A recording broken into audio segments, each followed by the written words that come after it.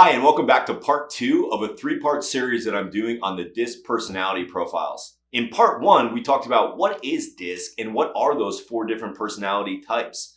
And in part 2, I'm going to get into how do we identify these different personality types in a real estate setting. And it's going to be super fun, so stay tuned. Hi, I'm Mikesh, and on this channel, I share proven tools and strategies that I used to scale my business and become a top producer in my market. All right, let's dive in. So now that we know the 4 different personality types, hopefully you've done the exercise that I encourage you to do, and you've taken a DISC assessment on yourself so that you know before we get into this more advanced material, what is your personality type and where are you going to have natural inclinations to connect with people, but also need to work harder to connect with people that are least like your type. And this is going to be really important for you to know your type when we go into this, because we're going to be talking about identifying DISC in real estate settings. And the 2 specific settings I'm going to use for example's sake in this video are listing appointments and also working with buyers. So out with buyers, showing them homes. And we're going to talk about that from the context of when the buyer relationship should start. And that should be when you do a buyer consultation.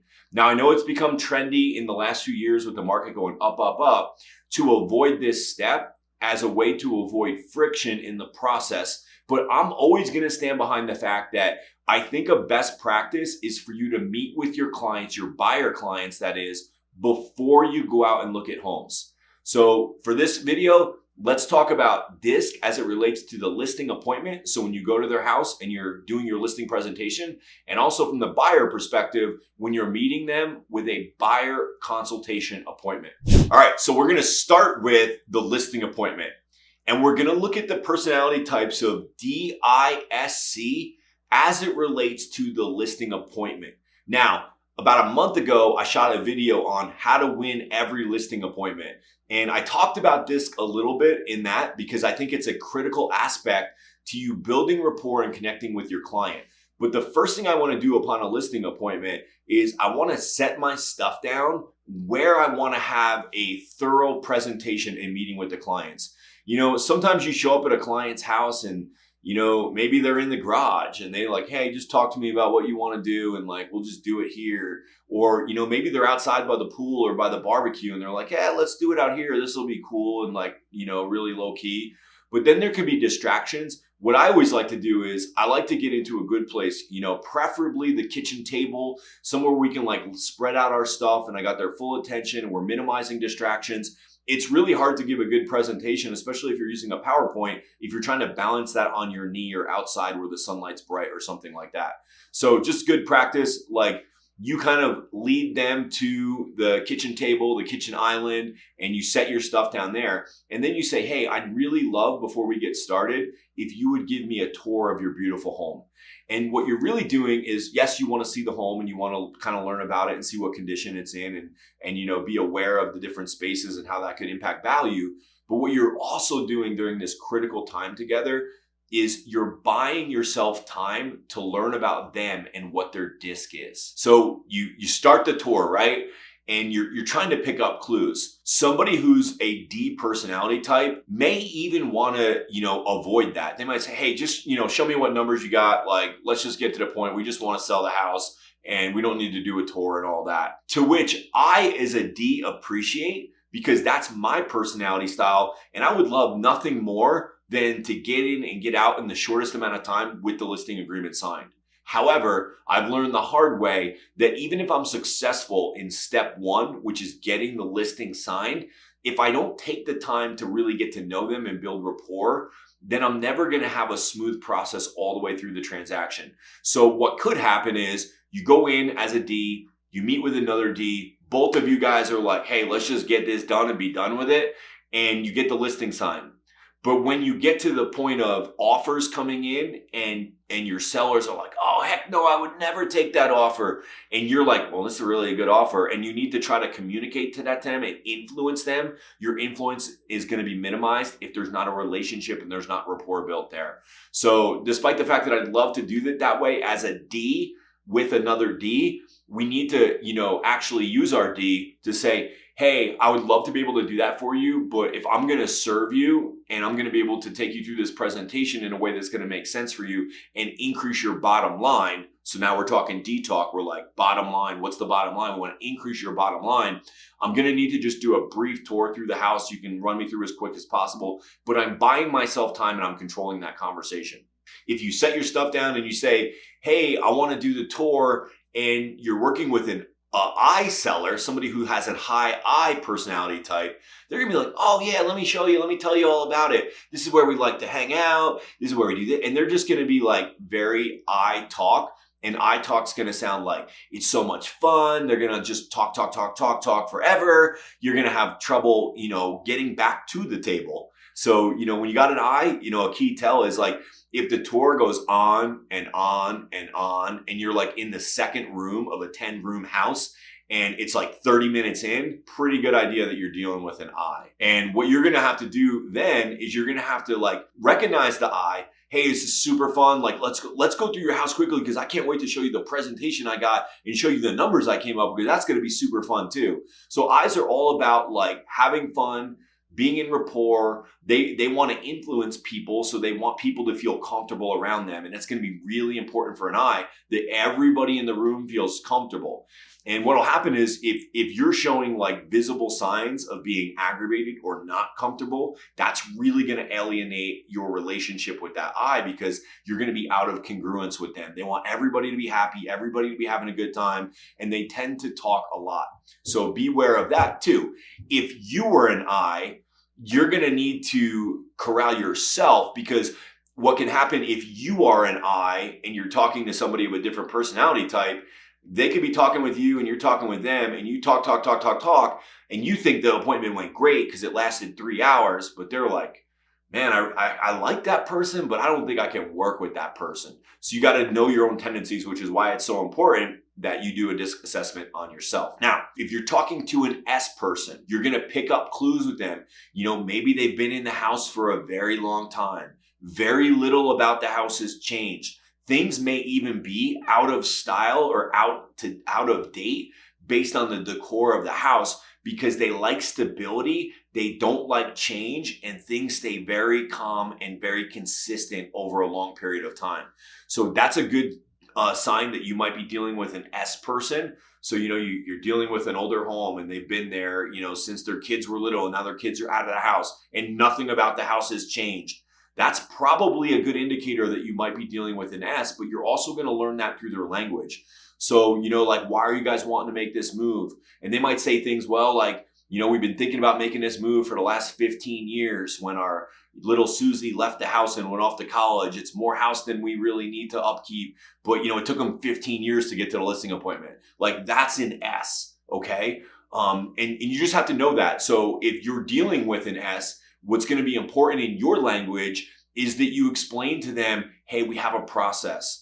It's the same process that we bring every client through safely and securely, and we make sure that we protect your asset and we protect your bottom line. And this is the same process that I've been doing for the last 10, 15, 20 years that I've been a realtor. I've seen it work with countless people. Like, that kind of language doesn't really mean anything to a D. A D is like, how much are you going to get me? What's the bottom line? What's the number? But with an S, they're going to want to know that there's a track record. They're going to want to know that there's a process that's going to safely take them through this process again. That's what's going to be important to an S. And I probably have the most amount of difficulty dealing with an S. It's like, to me, on the DISC personality spectrum, it's like the farthest from me as a DI. Like, I'm a high D with a secondary high I. But the S is like, man, which is interesting because some of the people closest to me, like my mom and my sister, are both S's. But you've got to go through this and know, like, okay, where are they? Where am I? And how do I take my listing presentation and cater it to the person that I'm talking to, with knowing the filter of who I am? So I always say, like, you don't have a listing presentation. You should have 4 listing presentations, depending on the dominance of the person, your client, and what their personality profile is.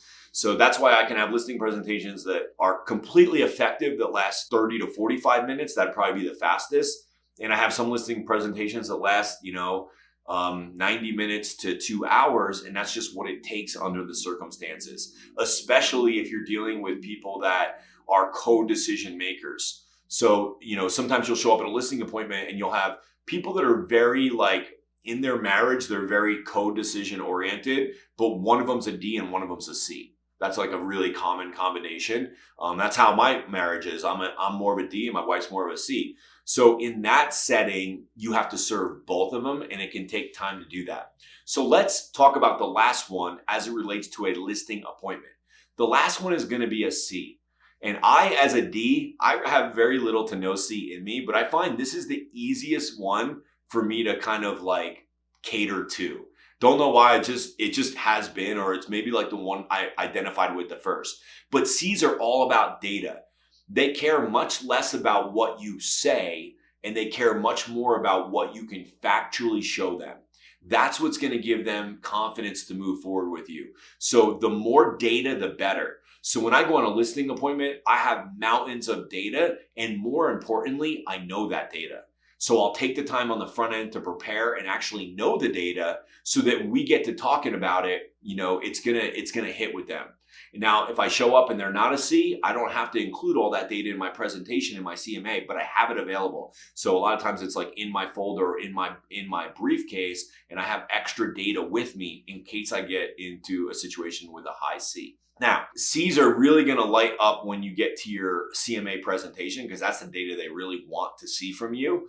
But I also think it's very important in your marketing presentation to go into some detail with them about what the marketing is, why it's important, and also kind of demystify some of the data points of other realtors. Now, other realtors are going to show up and they might say things like, here's a pet peeve of mine. Hey, seller, my listing taken to listing sold percentage ratio is the highest in the marketplace. It's 99.9%. What they're saying is when I list a property, it sells at the price I listed at. Therefore, I should be a better choice than anybody else. And I like to demystify this, especially if I have a C-type client on the spot. What I'll say is, hey, you've probably heard other realtors talk about listing price to listing sold ratios, where they listed at such a price and they sell it really close to that price. Have you heard of that? And they'll nod their heads. Yeah, because probably the last person or one of the people they interviewed said something like that. And I'll say, well, data is super important to me. So you're like-minded, you're saying language that builds rapport with you and your C client. Data is super important to me, but even more important than the data is the background of how we arrive at that data. And now you're like really speaking their language. And I'll help demystify that one point as an example. And I'll say, well, if somebody ever told you that, I question whether they have your best interests at heart. Because the only way that we can have a really, really high listing price to listing sold ratio in a market like this one is if we're underpricing properties, meaning we're giving up equity. I'm less concerned about what that ratio is and more concerned that I'm helping you achieve the goals and retain as much equity as possible. Now, some of my sellers, their goals aren't to sell the house as fast as possible. Some of my sellers say, John, we want to sell and we'd be willing to sell, but we would need to get this number. And maybe the number they're trying to get is a little bit above what I would consider market value for the property.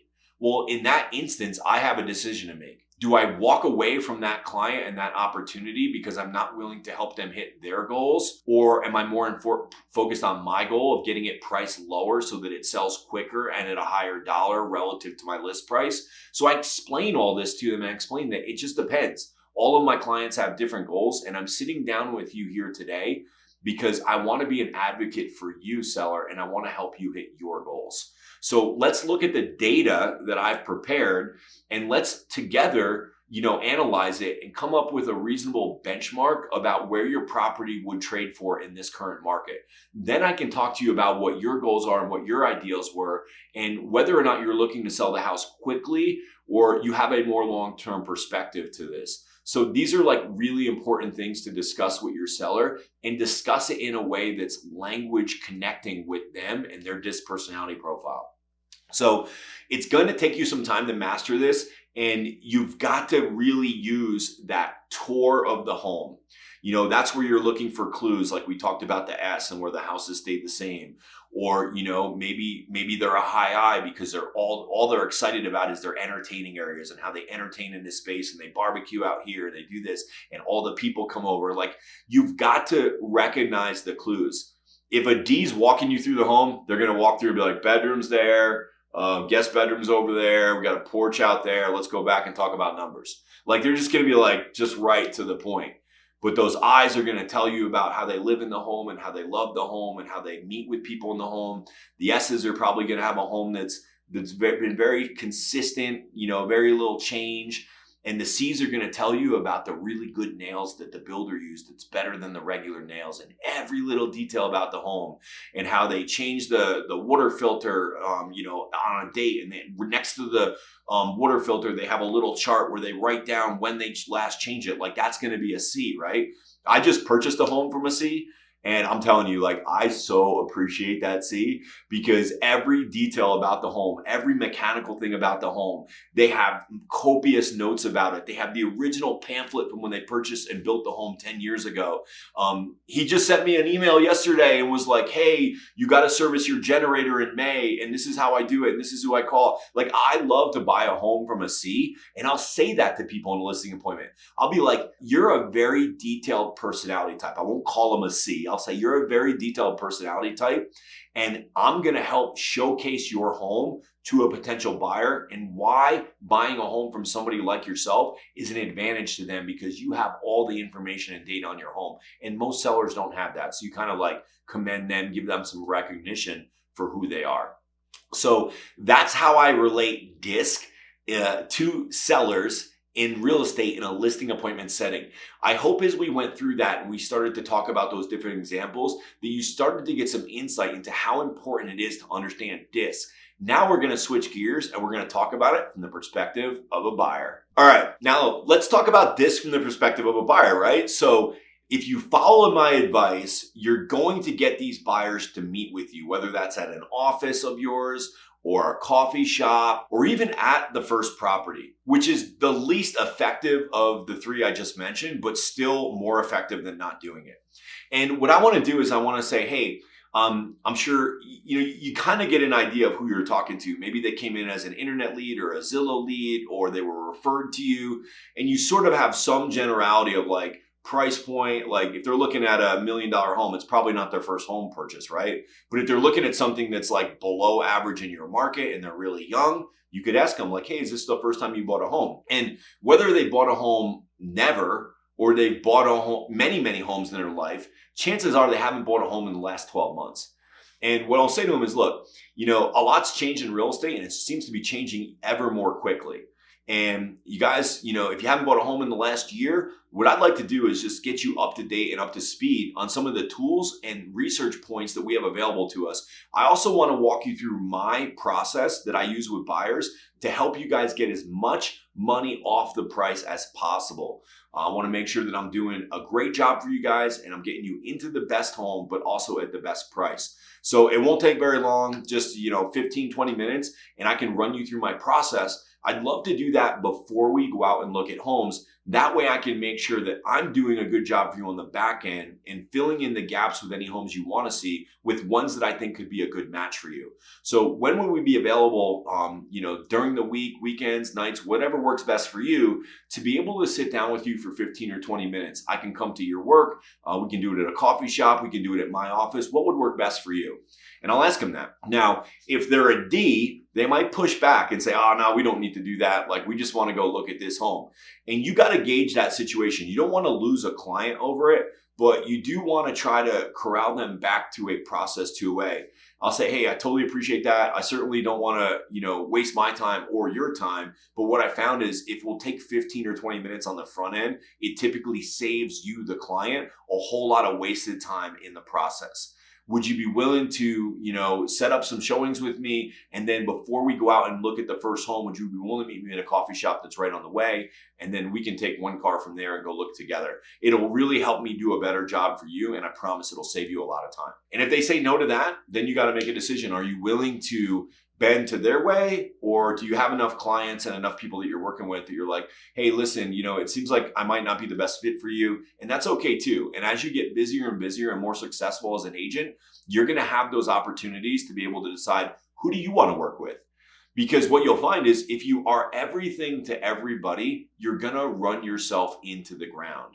So, there were just times where, I might go on a selling appointment or a buyer appointment. I'll be like, look, I don't really think we're going to be a good fit for each other, because you kind of want to do it your way. I have, a lot of experience in this, and I found that doing it that way isn't good for my clients. And I want to uphold my reputation, do a great job for my clients, therefore. And sometimes you'll say that to them or something like that, and it'll completely turn them around. They'll be like, wow, this person's serious. I want to work with somebody serious.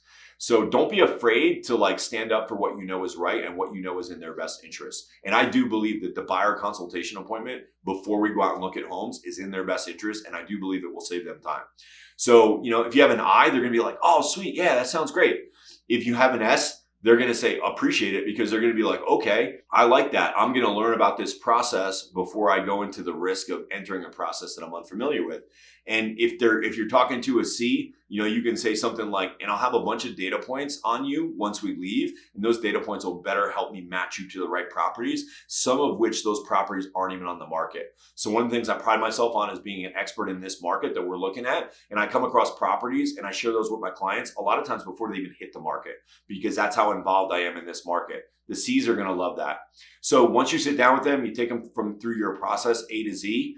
During that 15 or 20 minutes, it should become very clear to you whether they're a D, I, S, or C. The D's are going to be, as you're going through it, even if you go through it at lightning speed in 10 to 15 minutes, they're going to kind of seem to get impatient, because after all, what you're talking about isn't so detailed. They could seem to get a little impatient, or they might not get impatient with you, but they might just keep talking about, okay, so when we go look at properties, okay, so yeah, let's go look at properties. And they just keep talking about looking at properties, because that's the bottom line, what they want to do.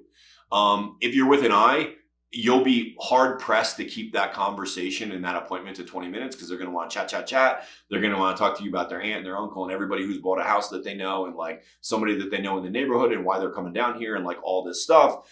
That's going to be your I. And then when you're talking to these people, let's stick with the D's and I's for a minute. So if you're in this buyer consultation appointment, you have a D, and they want to look at homes. Once you identify the personality type as a D, you're just catering to, look, this is why we do this process. This is why we get pre-qualified on the front end, because once we're out there looking at houses and you see the property that you know is for you, you're going to know in an instant that that's the one you're going to buy and you want to buy. And if we happen to find that property on a weekend, which is very commonly the case, you're not going to be able to write that offer and present an offer that's going to be effective, because you're not going to have the pre-qual. And we're going to be chasing a mortgage lender down over the weekend, which may or may not work.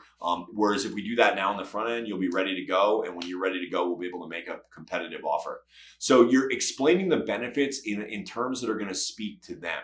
If you're with an I, you're gonna be like, oh man, it's gonna be so much fun. Now that I have all this information about you, it's just so fun for me as a realtor, because I can go out and I can find the properties and I can surprise you with one. When you say, I wanna look at these 3 to 5, and then I can surprise you with one. It's so cool. I love surprising my clients with fun properties that are gonna get them excited. And that just sounds good to them. They're like, oh, it's gonna be a party. Whereas if we transition to the SC personality types, they just want to know there's a process. The S's want to know it's going to be steady. There's going to be nothing scary. They're never going to feel pressured. That's good language. I'm going to present you with all the best properties, all the best info on each property. This is how we're going to go through it from A to Z. This is what that process looks like once you go under contract to close. This is all your safety nets that we have in place to make sure that you don't get stuck with the wrong home. That kind of language for an S is so important. And the C's, they have a high level of confidence in themselves most of the time, and they just want to know, do you have the data to back up their decision? So with the C's, it's like, hey, listen, my style when working with you is when we decide what 3 to 5 homes that we're going to see, we might go out, once or twice and find the right home, or we might have to go out, a whole bunch of times to find the right home. What's important to me is that you get the right home that you're comfortable with at the right price, and that we get it for the lowest price possible. And all of the data that I'm going to provide for you is going to help us arrive at that conclusion. So when we decide, hey, these are the 3 to 5 properties that we're going to go look at this Saturday, what I'm going to do for you is when we show up to go look at those homes, I'm going to have a printout of the property. I'm going to have the tax card. I'm going to have a map so you can see where it is relative to everything. If there's schools involved, I'm going to have the school info, and I'm going to have a compelling package for you with every piece of data that you could ever want to know on that property.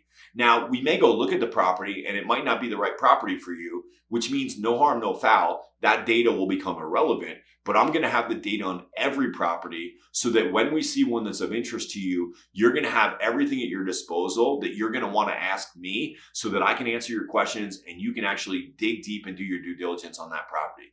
Man, if you're dealing with a C, you just made them feel so at ease, so relieved, because I think when we look at the real estate landscape as a whole, the real estate landscape from a salesperson perspective is made up of all different personality types. But I think the way that we approach clients is strictly from our own personality type, and we only reach a small audience of the people. Meaning, if I'm a high C as a realtor salesperson, I'm all about education and data and information.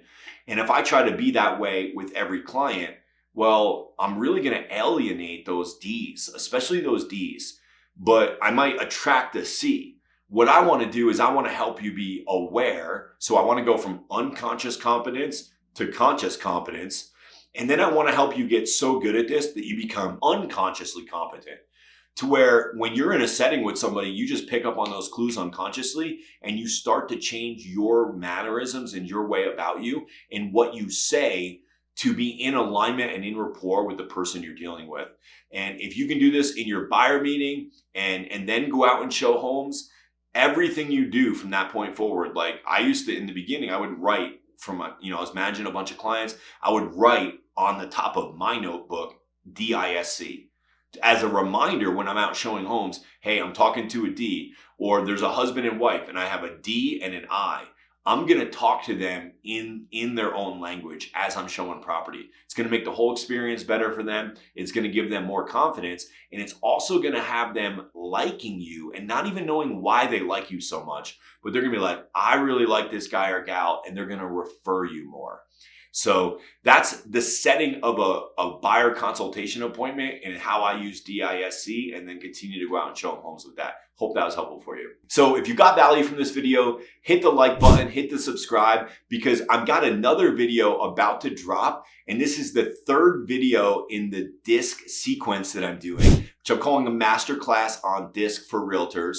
And it's going to be the third video, and you're not going to want to miss it, because we're going to go even deeper on how you can benefit from knowing the DISC from the standpoint of how does DISC apply to the different roles in a real estate business. You're not going to want to miss it. So hit the subscribe button and you'll be notified when we drop that video next.